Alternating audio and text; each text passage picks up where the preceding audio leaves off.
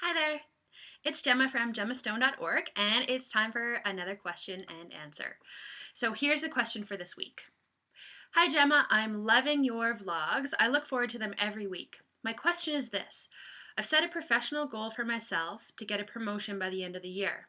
I have a major project that I've been working on, but I've noticed that I'm avoiding getting the important tasks done because I feel nervous that I'm not doing a good enough job, and I'm anxious that my teammates are judging me. I really need to get over this stuff because it's interfering with my life. I'd love any suggestions you have. Keep the videos coming. You're helping more people than you know. And this is from Kay. So thank you so much for your question, Kay. My answer to you is this. Our minds are programmed to keep us out of trouble. So if you think about the old times, maybe when we had a lot of threats in our environment, like tigers, for example, if you're living in the jungle, then your mind is designed to keep you away from the tigers. And so when it comes to tigers, there's two mistakes that you could make. One mistake would be that there's a tiger hiding in the bush and you don't think the tiger is there. And so the tiger jumps out and attacks you and you die. So that's a pretty serious consequence. The other mistake that you could make is that you could think there's a tiger in the bush and there really isn't. And that causes unnecessary anxiety. So if you think about the consequences of either anxiety or death, it makes a lot of sense that your mind would be wired to help you avoid the tigers, even if it makes you anxious. So what does this mean for you and for today?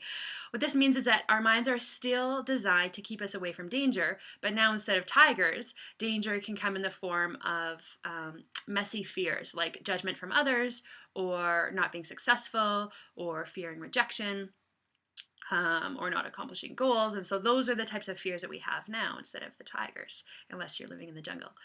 And so the problem with this is that this now interferes with the way that we live instead of keeping us alive. So there are three mental mistakes that your mind makes in order to protect you.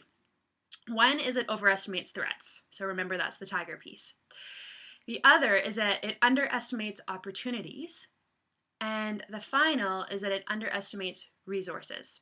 So it could be that your mind is overestimating all of the threats, like judgment from others or not doing a good enough job, and underestimating your own resources. So that's your skills, your abilities, your knowledge, your ability to get stuff done.